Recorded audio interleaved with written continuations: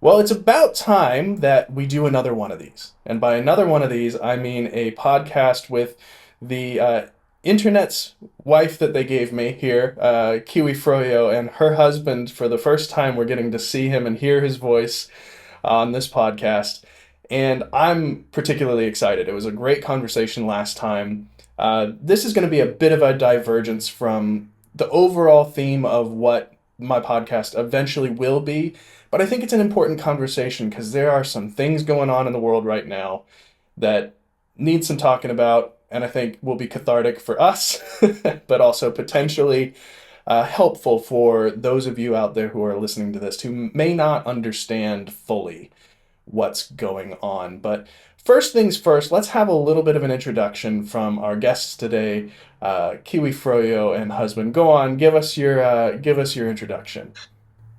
All right, so I'm KiwiFroYo, which is my TikTok handle, and I moved to New Zealand 3 years ago with my family, husband, and three kids on my visa because I'm a nurse. So I've worked here for 3 years, and I brought my husband with me. He originally worked just like remotely, but then got a job here in New Zealand, which caused us to actually move to the capital of New Zealand, Wellington.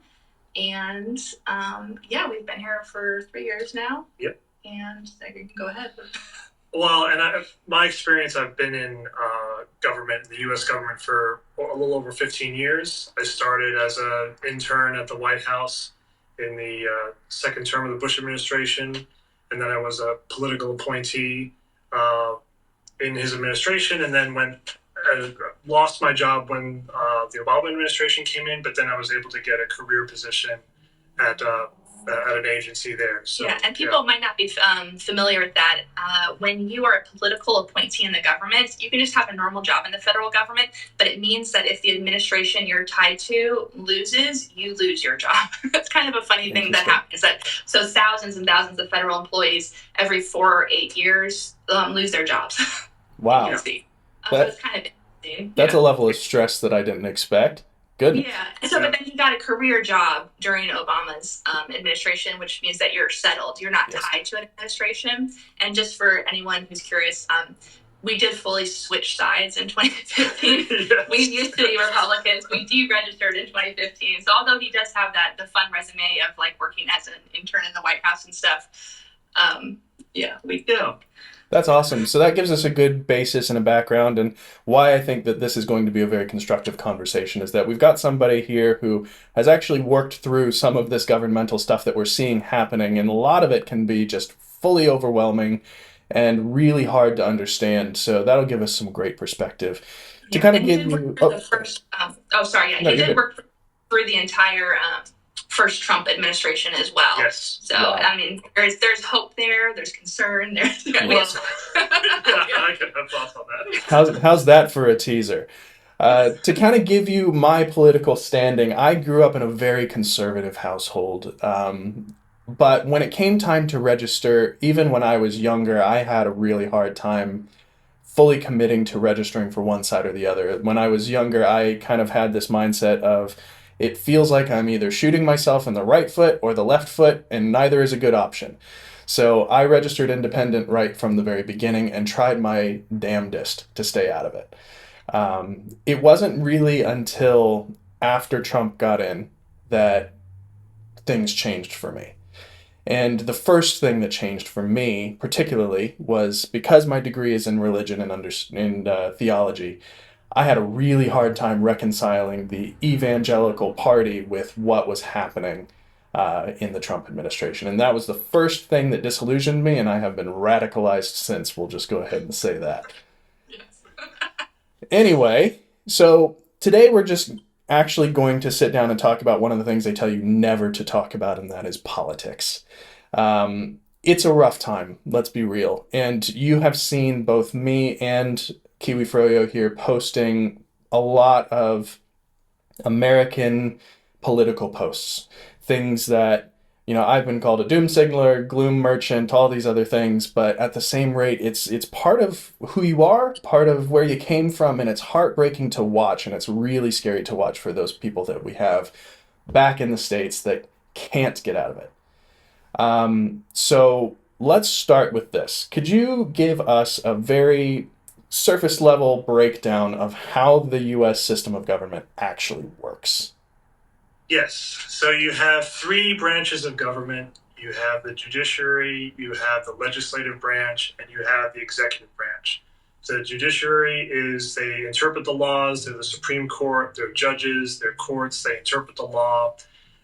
You have the legislative branch, that's Congress, which is made up of two chambers, the House of Representatives and the Senate.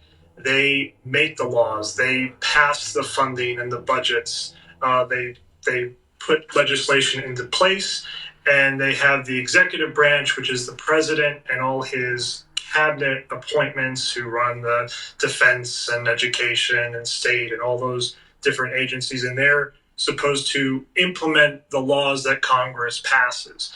And there are checks and balances on them each.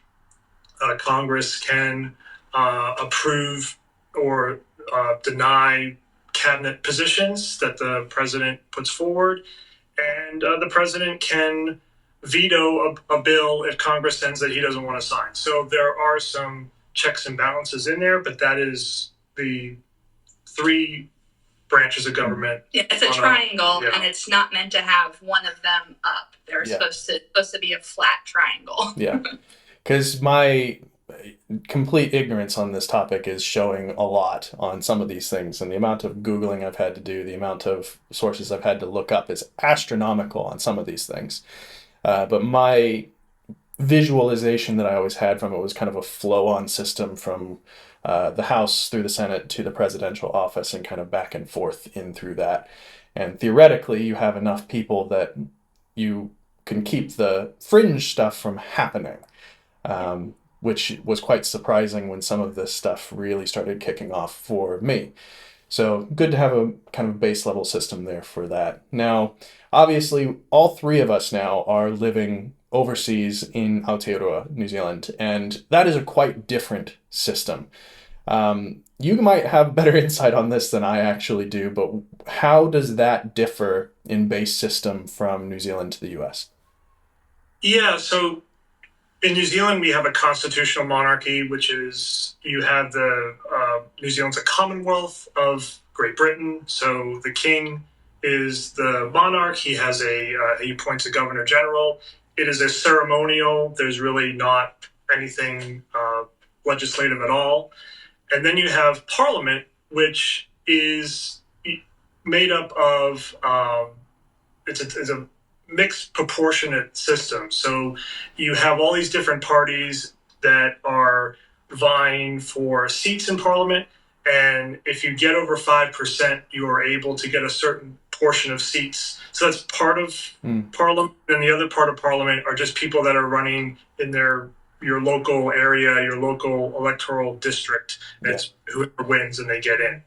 But the executive part, although it's not really the executive, they wouldn't call it the executive here, but what they call basically the crown is the cabinet with the prime minister, and he has ministers that are part of Parliament that have all these different portfolios. So they may be the minister for education, minister for the environment. So those people are comprised of the people in Parliament, which is a little bit different than how it is in the States. Yes, more intertwined than separate. Yeah. So personally, how do you feel about the difference in system? Do you prefer it here? Do you prefer the way that it's done in the States theoretically? Well, I love that it's not a two-party system here. The two-party system, I think, was a big error in the way that it was designed and stuff, because it's just caused it to go like this and then to be dragged to the right is what's happened with our two-party system. And then you can... Yeah, it's very rare for a party here to get to that majority. They need to form coalitions with other parties, which means it really kind of breaks down so that you have some extreme elements, yes, but it really forces parties to work together to find common ground. They have to put together an agreement before they start governing. So I think it works much better because you're not forced with this kind of lesser of two evils argument. There's always somebody or some party that you can vote for. And some people will split their vote, for example. You might have someone who will vote for a Labour person in their district because they want that person to win, but they may feel more affiliated with the Green Party. Mm-hmm. So that's the second vote for the Green Party to get an extra seat in Parliament. So it's a very interesting dynamic. Yeah, I think it's more representative to have not just two parties. I do like that, as long as there are enough people that have those similar views to a party, that party does get a voice in everything, which it feels like in the States, if you're voting third party, it is a waste. It is an absolute waste. Yeah. Which I hate to say it that way, but, when you're looking at the options you have, there's just no chance for somebody third party to win at this point, which is unfortunate, but that's definitely something that I prefer in the parliamentary system. But that gives us a good basis to ask, what the heck just happened? This has been the longest January on record, I think. You can be able to confirm that for me or not. It felt like the globe slowed down, I'm going to be honest with you. The amount of stuff that just came shooting out directly after Trump got in, and that was only the end of January. I've got a list here. I'm just going to read a few things, and then we'll choose a couple to talk about. But tariffs, that's a big one. Guantanamo Bay and the other detention centers, that one I just made a video on, was kind of my final straw with absolutely everything. ICE raids in the national border emergency, gender-affirming care is going away, Gaza, Panama, Canada, and Greenland, Elon Musk gutting federal agencies, ending birthright citizenship, TikTok, who knows what's going to happen with that, leaving all these different organizations like the WHO, renaming the Gulf of Mexico, which I refuse. I lived on the Gulf, I'm not going to say that. Pardoning all the January 6th people, which I think is a big discussion for us to have. All the stuff with DEI and blaming that. El Salvador, that's a scary one.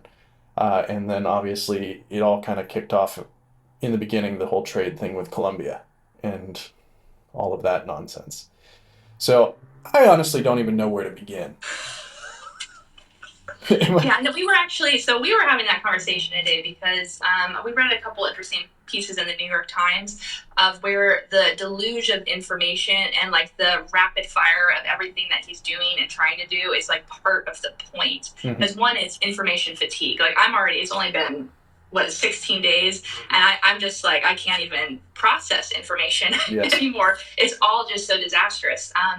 But he's throwing 5 horrendous things at the wall. The media is focusing on one, and then 4 of them are getting through while everyone's like, oh my gosh, this one. For instance, the tariffs with Canada and Mexico, disastrous. They would have just been like the end of the economy for all free countries, really. And then that would have pulled the rest of the world with it. And so everyone was, of course, justifiably completely freaking out. And of course, then he backed down on that one. But what did we miss when that was happening? We missed Elon Musk getting access to all the financial information of all of us. And so I think the information overload is the point, unfortunately. But yeah, there's so much to talk about. Well, let me ask this question, because I think this will help us a little bit. Is there anything in that list that you can look at and say for certain this is something we don't need to worry about?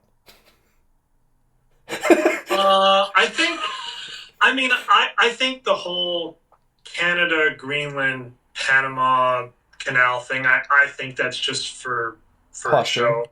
It's bluster, the Gulf of America, Mexico thing. I mean, I think it's just bluster. I think it's just easy ways to grab headlines. Yeah. I mean, even like the sad thing is that he made the Gaza situation just so much worse by just saying what he was going to do in that situation. I don't think that's going to happen, but it's just really, really inappropriate and just downright just despicable with what he was suggesting. So, but I don't think that's going to happen. Right. The not like building golf courses and resorts. I do think he wants the natural resources that are right by Gaza, and he wants the base there because that's a attractive location for him. And I do think he's gonna make the entire situation, what was already an absolute disaster, he's gonna make the situation go away, and we all know what that means. Fair enough. Well, let's ask this then. What do you think is going to have the biggest effect, or something that the rest of the world should really be latching on to first if there's anything? Well, I think for the world, anytime the U.S. economy is struggling, Mm-hmm. it has a ripple effect across the world. So if you're going to implement tariffs, if that's a game that he wants to play, and those, And he is playing it. yeah, then that is a problem if they actually go into effect, because that will cripple the economy, Mm-hmm. and that will hurt other places. And for New Zealand, it's in a tricky spot because New Zealand trades with China, trades with the U.S., so it's a very difficult situation there.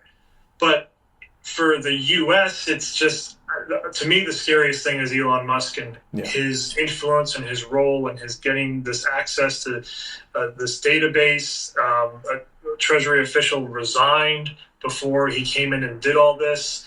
No one really knows exactly what they're up to, but I don't think it's anything good.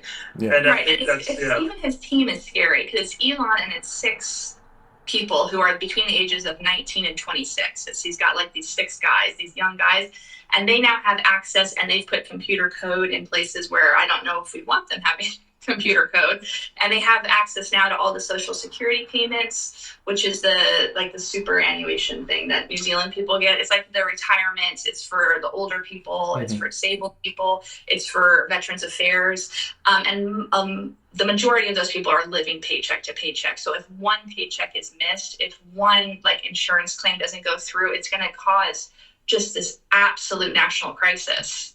And so I do think the financial aspect is really worrying. Yeah, and that's something that will directly affect us here, absolutely. How much power does he have to invoke this stuff? I mean, again, how much of it is bluster? How much does he actually have control of? Well, I think the interesting part is there's been dozens of lawsuits filed to try to block some of this stuff. And so we were having this discussion today that this is going to be where we see if the triangle works yes. or if the triangle is going to tip up. Because what's meant to happen is the courts are meant to be able to stop this from happening. Yeah. But even if these cases against Elon Musk get to the courts and the court says, no, he can't do that, and they say, we're going to do it anyway, what's next? Because then we're in a lot of trouble. Yeah, exactly. Yeah. Fair enough. Yeah, I will say one thing that, just shifting gears here, that really was kind of the end of the line for us. And we never intend to move back there. I'm going to be completely honest with you and open there. But this has changed from never wanting to move back to never wanting to even go back. Was the detention centers, the migrant treatment, the Guantanamo. Scary stuff to me, particularly. My wife, who is off to the corner here watching, she can't be on, unfortunately, because our daughter is sleeping, and it's a very small house.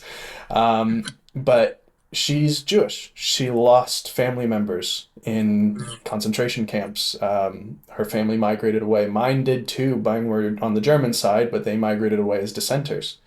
It's a common story there. So that was the end of the line for me. That was, I am not going back there. What's going on there that you can talk about? Yeah, I mean, it's horrible. I mean, what's horrifying.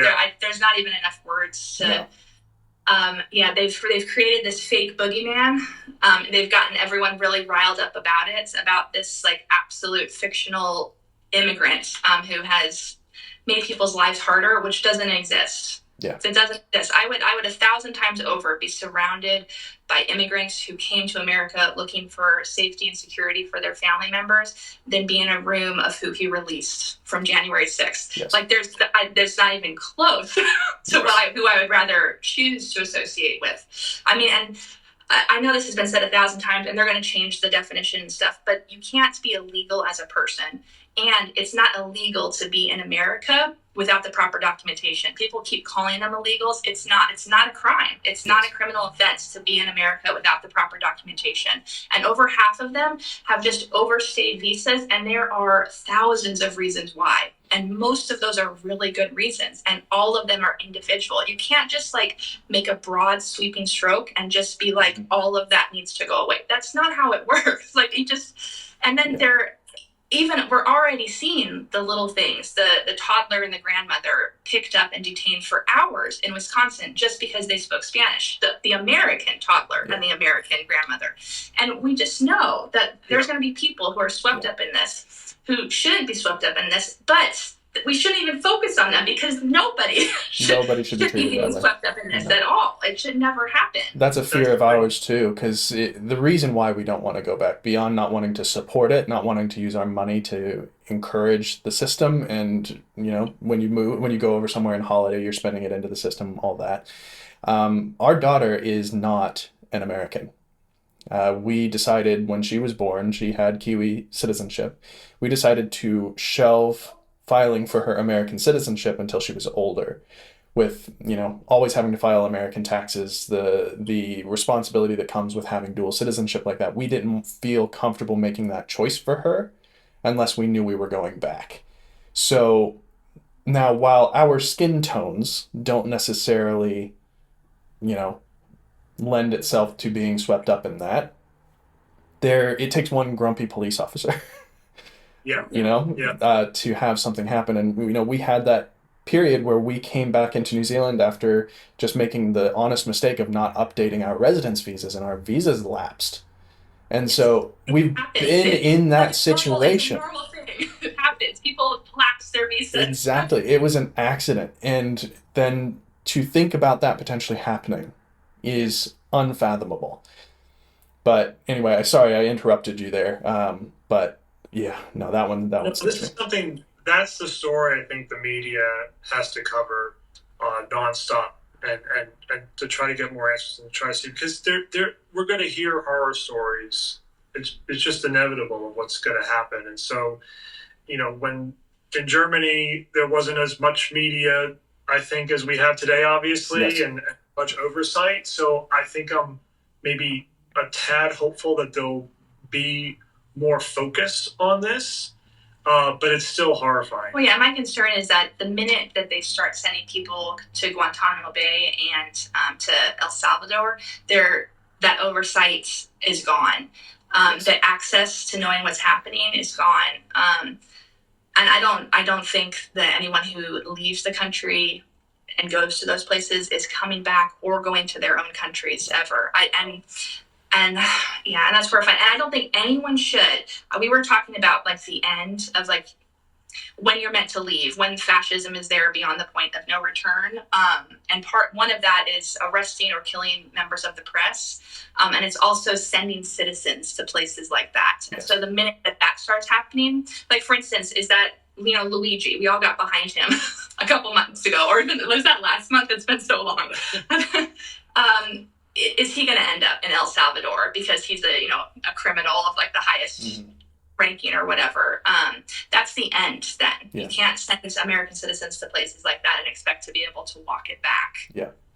Do you think there's any potential legal hiccups that could happen with some of these detainment centers that we're seeing pop up or anything? Or is it just something that we have to ride out and see what happens? Well, I think there'll definitely be lawsuits, and it just depends on how quickly they can be resolved or rulings issued. Mm-hmm. But it goes back to what we talked about earlier. Will they listen to what the courts are saying? And that's a slow process. And I was listening to a commentator. It was the former governor of New Jersey, Chris Christie, and he was talking about how when he was governor and he and Trump at the time were friends, they were having some financial problems, and Trump just said, just declare bankruptcy, and it'll be in the courts for a couple of years, and no one will ever know. It'll just ride itself out. And I think that's sort of his thing. It's I'm just going to do this, and the courts will catch up to me in 2, 3, 4 years, and by that time, nobody will care anymore. I mean, that's sort of his which is terrifying, because we've seen that happen with him personally.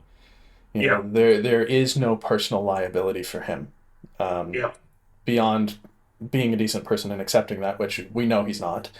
But legally, there's been no ramifications for some of the things he's done, which is terrifying, and a bit of a failure of the system, to be fair. But not much we can do about that, unfortunately. We're starting to get towards the end of how much time I'd allocated for this, but I want to continue the conversation. For those of you who are listening or watching along, we're going to go ahead and start wrapping this podcast up, but we are going to sit here and continue to record a second part that I'll put up maybe in a week after this or something like that, because I do think that this is a valuable conversation to be having. But if you're interested, please feel free to put some comments down there below, and we'll try to address those maybe in a future episode or whatever comes along. But yeah, be on the lookout, because the next episode, which will be recorded here in the next 5 minutes or so, that'll be up there. So thank you guys for your contributions so far, and I look forward to continuing the conversation here in just a minute.